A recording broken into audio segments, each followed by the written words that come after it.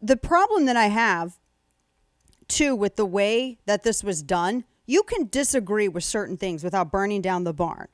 Something that dramatic screams self-glorification, not party purification. And I'm just amazed at this.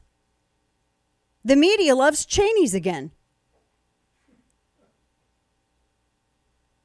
I mean, they just hated them very recently. Do you see how this absolute power corrupts absolutely, and a fawning media is such a temptation? People don't like to be criticized. I don't care how thick skin you got. Nobody likes to be criticized. Everyone loves to be celebrated, and nobody is in need of being compared to Joan of Arc like a candidate who just face planted in a primary that they won 40 points earlier. That's what New York Times did. That's why I brought up the Newsbusters piece. They're acting like they literally said, quote, "She has used the August 16th contest as a sort of high-profile stage for her martyrdom and a proving ground for her new crusade." What? They said she's the most consequential rank-and-file member of Congress in modern times. Here's where it made a mockery. This is all about J6. She was on that January 6th committee. She was the only Republican. She got tossed out of House Republican leadership because she wanted to make it difficult for Republicans to win on the principles that they supposedly share, apparently. She made her whole thing about Trump. Every time she talked, it was about Trump. Everything she did on Twitter was about Trump. I don't know a single bill this woman sponsored that benefited her constituency. I don't know a single time this woman stepped in to speak up for the people who are worried about FBI abuses, IRS abuses, which have absolutely happened. They happened back in 2008, 2009, and 2010, which is why, according to the IG report from the IG Inspector General of the Treasury, an IG report said that absolutely this was abused. Conservative groups were targeted. Some even were kind of liberal groups that were targeted. And there were a whole bunch of lawsuits that were settled out of court by the DOJ as a result of this. Lois Lerner was fired. I think what she did was criminal. So yes, never Cheney has never stepped in on any of this. I never saw any kind of intervention on behalf of the voter against these weaponized agencies. And these are very real, regardless of what you think about Trump. If your hatred of Trump is so much that it blinds you to your service to the voter, you shouldn't be in office. This isn't a competition to see how much you hate Trump.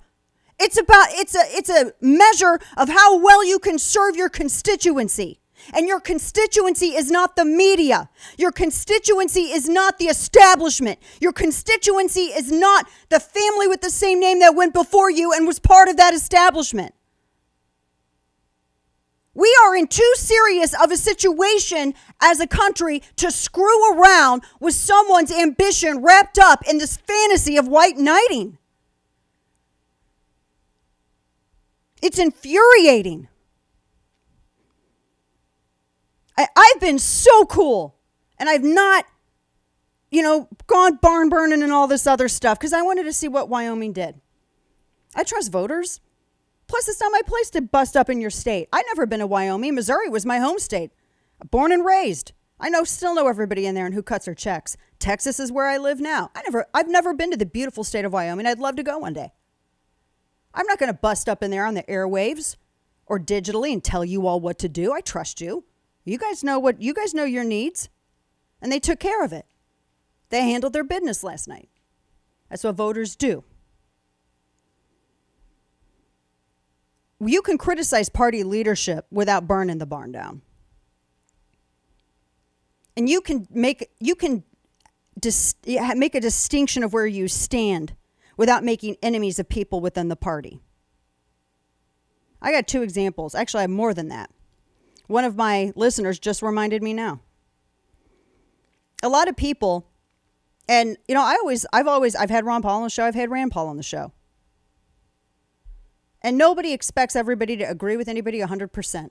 Thankfully, that's not a determination of whether or not someone should get support or be running for office. I don't agree with my husband on everything. But one of the things, like for instance, Ron Paul, he didn't believe in going outside of the system. He believed in recreating it from the inside. The Mike Lees, the Rand Pauls, they all think the same thing. And they were able to be distinct without making these major enemies within the party because they understood a coalition. They understood that's what a big tent is. It's a coalition. They understood what that meant. You look at people like Ron DeSantis. Ron DeSantis is doing his own thing. And I have to tell you, I think he is one of the savviest politicians out there. I haven't seen a wrong step. The way that they handle everything, the media, he's got a great team of people. He's got an attack dog handling his press, which you need because they're throwing everything at him. He's able to do what he does. He works in conjunction with party leadership, but you know he's a hardcore conservative. You know where he stands on the issues, and he doesn't have to burn anything down in order to make a distinction. Because he understands that he is there to service the voters, not his ego. Ron Paul thought that too. I see some of these candidates and they try to justify this vagary on principles as an excuse to service their ego over the voter. And I see it happening with some of these pundit people. They wanted to service their ego over their audience. You're only, like this one cat, what's his face? Walsh, whatever? I don't even know. He got kicked off air. He got kicked off air because his ratings sucked. I mean, did he have a 0.1 share? I don't even know. You know, when you get involved in self-gratification every day and you're not providing a running commentary on what voters are doing and the nature of the game, yeah, people are going to reject you.